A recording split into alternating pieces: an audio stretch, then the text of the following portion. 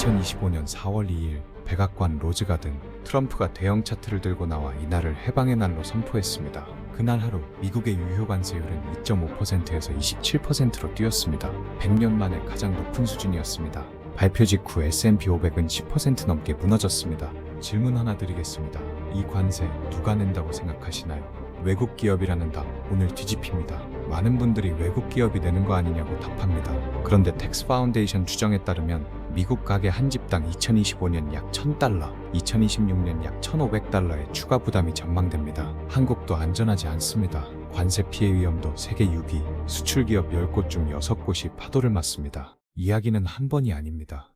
1기 때 이미 시도된 정책이 2기에 더 크게 돌아왔습니다. 관세는 단발이 아니라 구조였던 것입니다. 그래서 오늘 세 가지를 추적합니다. 트럼프노믹스의 뿌리, 관세의 진짜 청구서, 그리고 한국이 준비해야 할 것들입니다. 이야기는 1987년 9월 뉴욕 한 부동산 개발업자의 사무실에서 시작합니다. 당시 그는 주요 신문에 전면 유료 광고를 실을 준비를 하고 있었습니다. 1987년 9월 뉴욕타임스에 한 장짜리 유료 전면 광고가 실립니다. 광고주는 부동산업자 트럼프였습니다. 제목은 이랬습니다. 미국이 세금을 내고 있다. 그것도 일본과 아랍 국가들을 위해서. 광고비로 지불된 금액은 $95,000였습니다. 이 광고를 낸 사람이 바로 도널드 트럼프였습니다. 그에게 무역 적자는 단순한 숫자가 아니라 미국이 호구가 됐다는 굴욕이었습니다. 그런데 질문이 생깁니다. 왜 미국은 수십 년 동안 무역 적자를 감수해왔을까요? 이 답을 들으려면 1944년 브레튼우즈로 거슬러 올라가야 합니다. 1944년 브레튼우즈 협정에서 달러는 세계 기축통화가 됐습니다. 미국은 달러를 전 세계에 공급하는 대신 자국 시장을 동맹국에 열어줬습니다.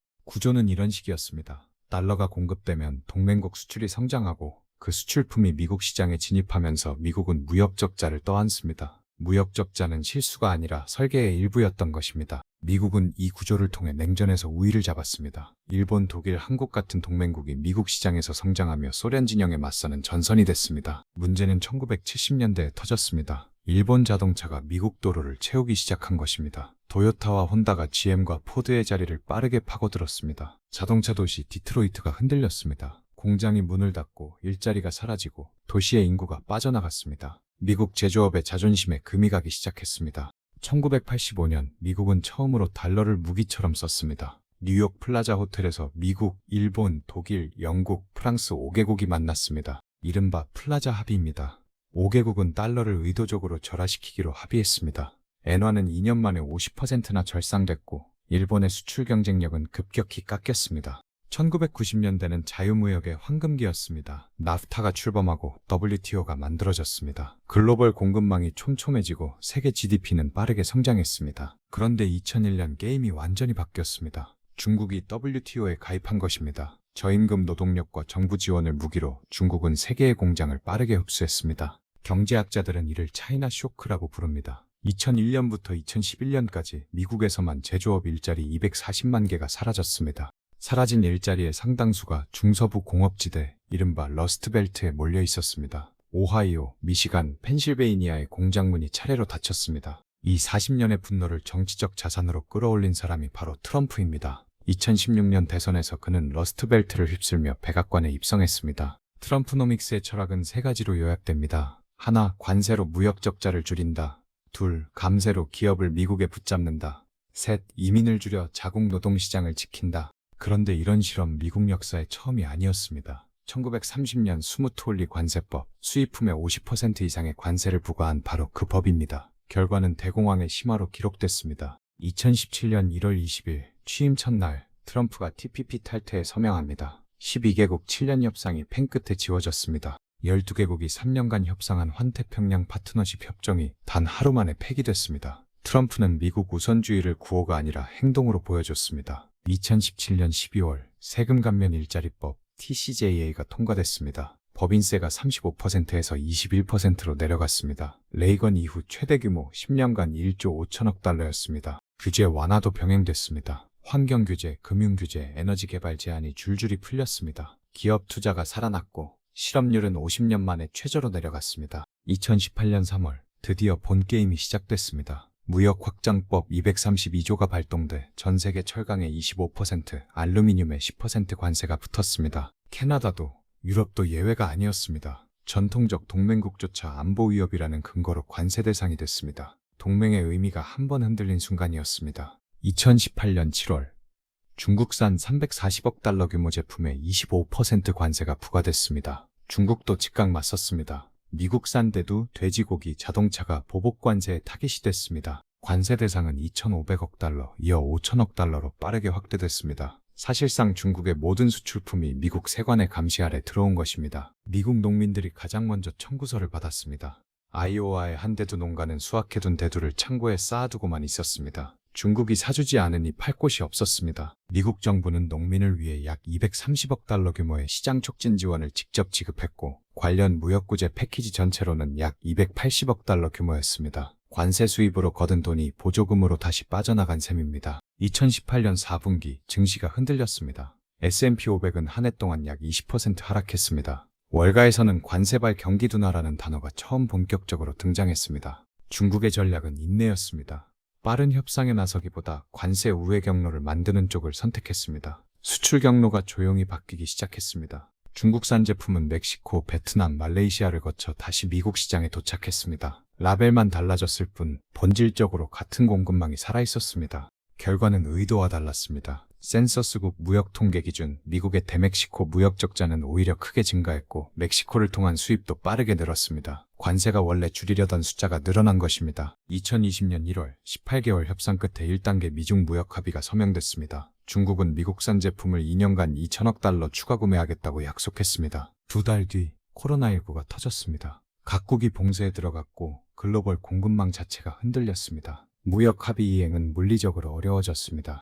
1기 트럼프노믹스의 성적표를 정리해보겠습니다. 감세와 규제 완화 덕분에 코로나 이전 미국 경제는 완전 고용 수준에서 움직였습니다. 그런데 무역 분야는 달랐습니다. 상품 무역 적자는 1조 2,400억 달러, 역대 최대치였습니다. 5천억 달러어치 관세가 붙었는데 적자 숫자는 오히려 더 커졌습니다. 그 비용은 한 단계씩 이동합니다. 수입업자에게서 도매상으로, 도매상에서 유통업체로, 유통업체에서 소매점으로, 마지막엔 소비자에게 연쇄 도미노처럼 최종 가격에 얹히는 것입니다. 2024년 11월 5일 트럼프가 백악관에 돌아옵니다. 공약은 단순했습니다. 모든 수입품의 관세, 중국엔 60%. 공약은 이미 명확했습니다. 전 수입품의 12% 보편 관세, 중국산에는 60% 이상. 1기보다 더 크게, 더 빠르게 하겠다는 예고였습니다. 2기 설계자는 두 사람입니다. 무역제조업 고문 피터 나바로, 상무부 장관 하워드 러트닉. 두 사람 모두 강경 대중국 노선의 대표주자였습니다. 2기의 설계는 1기와 달랐습니다. 특정 품목이 아니라 전 세계 모든 수입품을 대상으로 하는 상호관세 개념이 도입됐습니다. 계산 방식은 단순했습니다. 미국의 대당국 무역 적자를 그 나라 수입액으로 나눈 값의 절반, 경제학자들 사이에선 이게 경제학적 근거가 있는 숫자인가 라는 의문이 제기됐습니다. 2025년 1월 20일 취임 당일 트럼프는 행정명령을 쏟아냈습니다. 파리기후 협약 재탈퇴, WHO 탈퇴, 국경 봉쇄, 그리고 무역 조치들이 줄줄이 이어졌습니다. 2월 1일 캐나다와 멕시코 수입품에 25% 관세가 발동됐습니다. 표면적 명분은 불법 이민과 마약이었지만 시장은 이것을 무역 압박으로 읽었습니다. 북미 자동차 공급망이 즉각 타격을 받았습니다. 자동차 한 대는 미국, 캐나다, 멕시코 국경을 평균 7번 이상 넘나들며 조립됩니다. 관세는 그 횟수만큼 원가에 얹혔습니다. 3월 12일 전 세계 철강 알루미늄 관세가 25%로 통일됐습니다. 6월에는 50%로 인상됐습니다. 한국의 포스코, 현대제철도 이 파도를 정면으로 맞았습니다. 그리고 4월 2일 오전 10시 30분 트럼프가 백악관 로즈가든에 다시 나타났습니다. 대형 차트 한 장을 들고 그는 이날을 해방의 날이라고 선포했습니다. 차트에 적힌 숫자는 이랬습니다. 한국 25%, 일본 24%, 유럽연합 20%, 인도 26%, 베트남 46%, 중국은 기존 관세까지 합쳐 34%가 추가됐습니다. 4월 5일부터는 전 수입품의 최소 10% 기본 관세가 발효됐습니다. 미국의 유효 관세율은 하루 만에 2.5%에서 27%로 치솟았습니다. 100년 만에 최고치였습니다. 그런데 불과 일주일 뒤 4월 9일 반전이 있었습니다. 트럼프는 중국을 제외한 90개국에 대한 상호관세를 90일간 유예한다고 발표했습니다. 이유는 금융시장이었습니다. 미국 국채 10년물 금리가 급등하고 달러 신뢰가 흔들렸습니다. 시장이 먼저 비명을 질렀고 정책이 한 발 물러섰습니다. 중국은 예외였습니다. 보복의 에스컬레이션이 이어지며 미국은 중국산에 145%, 중국은 미국산에 125% 관세를 부과했습니다. 사실상 미중 무역은 단절 수준에 이르렀습니다. 중국도 관세 외에 카드를 꺼냈습니다. 전기차 배터리와 반도체의 필수적인 히토류 수출을 제한한 것입니다. 미국 첨단 산업의 공급망이 한 차례 흔들렸습니다. 2025년 6월 스위스 제네바에서 미중 협상이 열렸습니다. 양측은 90일간 관세 휴전에 합의했습니다. 미국은 145%에서 30%로, 중국은 125%에서 10%로 일단 낮췄습니다. 관세는 협상 카드였을까요? 진심이었을까요? 데이터는 둘 다라고 말합니다. 압박수단이면서 동시에 미국 재정 수입원이기도 했습니다. 속도와 규모에서 이기는 1기와 비교가 되지 않았습니다. 1기가 특정 국가 선별 타격이었다면 2기는 전 세계 동시조치에 가까웠습니다. 그래서 다음 질문이 남습니다. 이 관세, 실제로 청구서는 누구에게 갔을까요? 숫자를 하나씩 펼쳐보겠습니다. 관세는 누가 낼까요? 교과서에 답부터 드리겠습니다. 수입 절차상 관세를 납부하는 주체는 미국으로 물건을 들여오는 미국 기업입니다. 외국 기업이 아니라 미국 세관에서 미국 수입업자가 지급합니다. 그 비용은 한 단계씩 이동합니다. 수입업자, 도매상, 도유통업체, 도소매점, 도매, 소비자, 연쇄 도미노처럼 최종 가격에 얹히는 것입니다. 텍스 파운데이션의 분석에 따르면 2025년 미국 가게 한 집당 약 $1,000, 2026년에는 약 $1,500의 추가 부담이 추정됩니다. 예일 버젯 랩은 소비자 가격 기준 약 $1,700로 더 높게 추산하기도 합니다. 2026년 기준 $1,500 전망, 숫자로는 감이 잘 안 옵니다. 미국 4인 가정 한 달 식비가 대략 $1,400 전후입니다. 매년 장보기 한 달치가 관세로 빠져나가는 셈입니다. 해방의 날 발표 직후 전 세계 증시가 동시에 흔들렸습니다. S&P 500은 4월 첫 주에만 10%가 넘게 빠졌습니다. 코로나 이후 최대 낙폭이었습니다. 물가에도 흔적이 남았습니다. 2025년 미국 소비자 물가 상승률은 3%대를 유지했습니다. 연준 목표치 2%를 넘는 구간이 길어졌고 금리 인하 시점은 뒤로 밀렸습니다. 긍정적 숫자도 있습니다. 2025년 미국 관세 수입은 약 $1,950억, 전년도 $770억 달러의 2.5배 규모였습니다. 재정 측면에서는 분명한 징수입니다. 그런데 전체 경제 그림은 다릅니다. 관세로 인한 미국 GDP 손실은 약 1%, 금액으로 약 $3,000억 달러로 추산됩니다. 관세 수입보다 GDP 손실이 더 컸다는 의미입니다. 중국 보복 관세는 미국 농민을 직격했습니다. 대두의 대중 수출은 2024년 상반기 $120억 달러에서 2025년 $55억 달러로 반토막 났습니다. 아이오와 곡물 창고에 대두가 쌓였습니다. 유럽도 가만히 있지 않았습니다. EU는 미국산 오토바이, 버번 위스키, 청바지에 보복 관세를 매겼습니다. 일기 때와 같은 정치적 타겟 전략이었습니다. 캐나다와 멕시코는 경기 침체에 진입했습니다. 북미 공급망은 한 몸처럼 움직이기 때문에 이웃의 둔화는 미국 소비자 가격에 되돌아왔습니다. 글로벌 경기도 냉각됐습니다. 세계 성장률은 연초 2.1%에서 4분기 1.4%로 내려왔고 제이모건은 세계 경기 침체 확률을 40%까지 상향했습니다. 2026년 2월 미국 연방대법원이 중요한 판결을 내렸습니다. IEEPA 국제비상경제권한법을 근거로 부과한 일부 관세가 위헌이라고 결정한 것입니다. 다만 무역확장법 232조를 근거로 한 철강 알루미늄 자동차 관세는 유효했습니다. 관세 시스템 전체가 무너진 것은 아니지만 행정부의 재량이 좁아진 사건이었습니다. 역사에도 같은 장면이 있었습니다. 1930년 스무트올리 관세법 이후 상대국의 보복이 연쇄적으로 이어지며 글로벌 무역량이 3년 만에 66% 줄었습니다. 2025년은 1930년이 아닙니다. 디지털 서비스 무역, 지적재산권, 금융시장 연결이 훨씬 복잡합니다. 그래서 완전 단절은 누구에게도 쉽지 않습니다. 협상의 여지는 그래서 남아있습니다. 그럼 이 파도, 한국에는 어떻게 닿았을까요? 연구기관 분석에 따르면 트럼프 관세로 인한 GDP 대비 피해 위험도에서 한국은 세계 6위로 집계됐습니다. 결코 편한 자리가 아닙니다. 이유는 한국 경제의 구조에 있습니다. GDP에서 수출이 차지하는 비중은 40%를 넘습니다. 그 수출의 40% 이상이 미국과 중국 두 나라로 향합니다. 두 나라가 동시에 관세로 얽히면 한국 수출은 한꺼번에 두 얼굴을 맞게 됩니다. 구조적 취약성은 운이 나빠서가 아니라 설계상 그렇게 만들어져 있었던 것입니다. 자동차가 먼저 흔들렸습니다. 2025년 4월부터 미국 수출 자동차에 25% 관세가 걸렸고 현대기아의 대미 판매가 두 자릿수 감소했습니다. 철강은 두 번 맞았습니다. 포스코, 현대제철 등에 부과된 미국 관세는 25%에서 50%로 인상됐습니다. 한국 철강의 대미 가격 경쟁력은 크게 흔들렸습니다. 반도체는 일단 유예됐습니다. 트럼프는 반도체의 관세를 즉각 부과하지 않고 예외를 뒀습니다. 삼성전자와 SK하이닉스는 숨을 돌렸지만 불확실성은 남았습니다. 결과는 숫자로 나타났습니다. 2025년 1분기 한국 실질 GDP 성장률은 한국은행 잠정치 기준 마이너스 0.2%를 기록했습니다. 4년 만에 첫 역성장이었습니다. 수출 둔화가 경제 전체를 짓누른 결과입니다. 이중고도 있었습니다. 관세 불확실성으로 외국인이 원화 자산을 팔자 원달러 환율이 급등했습니다. 수출 가격은 싸졌지만 국민 장바구니 물가가 같이 올랐습니다. 체감으로 말씀드리면 이렇습니다. 대형마트에서 수입 식재료 값이 몇 주 사이 눈에 띄게 오르고 해외 직구 결제액은 같은 상품인데 더 늘어난 경험 많이 하셨을 겁니다. 한국 정부는 즉각 협상에 나섰습니다. 2025년 4월부터 7월까지 한미 관세 협상이 이어졌습니다. 한국은 대미 흑자 축소와 미국산 에너지 구매 확대를 테이블에 올렸습니다. 2025년 7월 타결, 한국의 상호관세율은 25%에서 15%로 낮아졌습니다. 다만 미국산 에너지 방산 구매 확대가 대가였습니다. 성과이면서 동시에 비용이었던 셈입니다. 2026년 1월 트럼프는 다시 카드를 꺼냈습니다.